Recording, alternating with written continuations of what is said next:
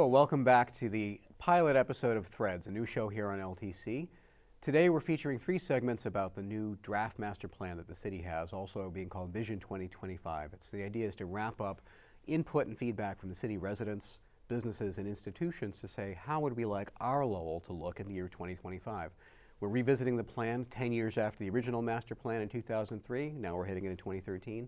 I'm joined today by our guest, Anne Marie Page, who's president of the Citywide Neighborhood Council. That's it. And Corey Scuito, who is on the he's on the Historical Society, and he's secretary of the Lowell Downtown Neighborhood Association. He's also a software engineer, and both these people have brought some interesting topics. And we've talked about neighborhoods, and we all live in different neighborhoods. We've got downtown, we've got Centerville, we've got the Acre.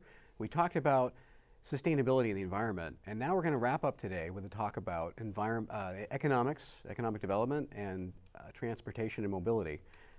Corey, I'd like you to lead off our discussion. You've got some great thoughts we had off camera and during some other segments about this. Can you speak to economic development and mobility within the city of Lowell? So we had closed out the last segment talking about the need to bring in more small businesses or larger businesses into the city. And of course, if we do that, then we have the challenge of how do we move goods and people to and from jobs? How do we get them to the local highway network? How do we get them onto the highways? This has been a problem that cities have been dealing with for a long time. And in the 50s and the 60s and the 70s, the solution was, let's just tear down everything that's in the way, take over private property, we'll just put expressways through the middle of wherever. It didn't work well in Lowell. It's been far worse in a lot of other places. So our current planning department has really embraced, a lot of people talk about with new urbanism, and more specifically transit-oriented development, where we think about where is our existing transit network, how do we bring the right kind of development to those places? How do we have multiple modes of transportation? Some people might want to walk. How do we make it pleasant to walk? How do we have sidewalks, crosswalks, good lighting, interesting things along the side of the road?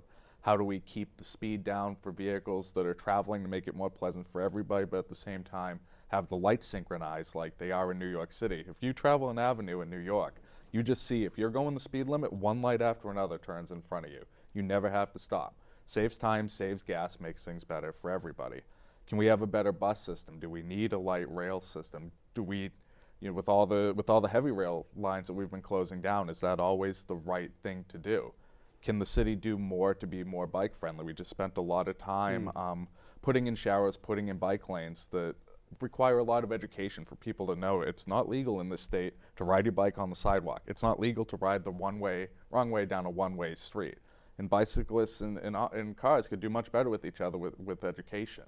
Right. So Anne Marie, what are your thoughts on this, especially in light of how you've seen the city evolve in your lifetime and change from different modes of transportation and levels of congestion? Right. I think, like Corey said, your key thing is your timing on your lights.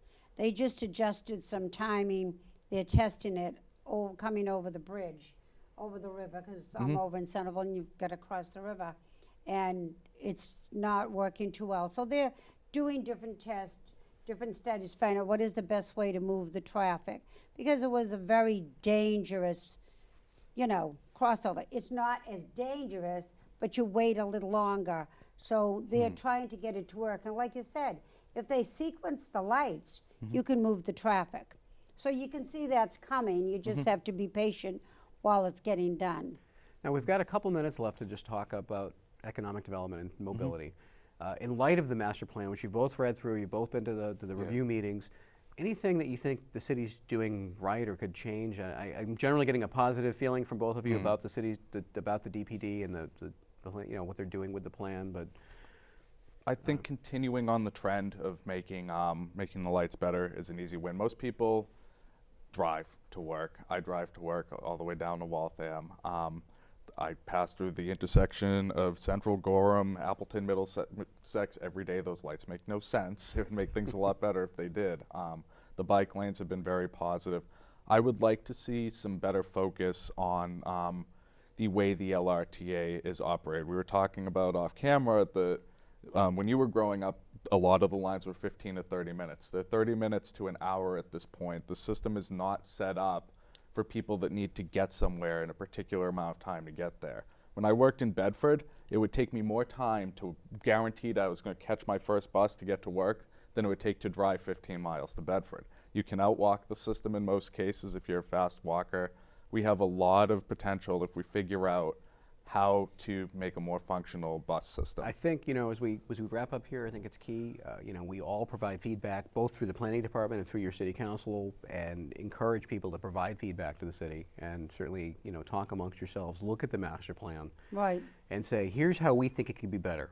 I would prefer not to drive as much as I do around the city. I do sometimes because I have to, and walking and Right. bicycle sharing would be fantastic. So I want to thank you both for being a guest here on our pilot Thank episode you. of Threads. Thank you. Corey Thank you Scuito for and Anne Marie having us, Page, right. thank you so much. You can get our email address on our website on the screen. We thank you all for paying attention, and we hope you've enjoyed our pilot episode of Threads here at LTC.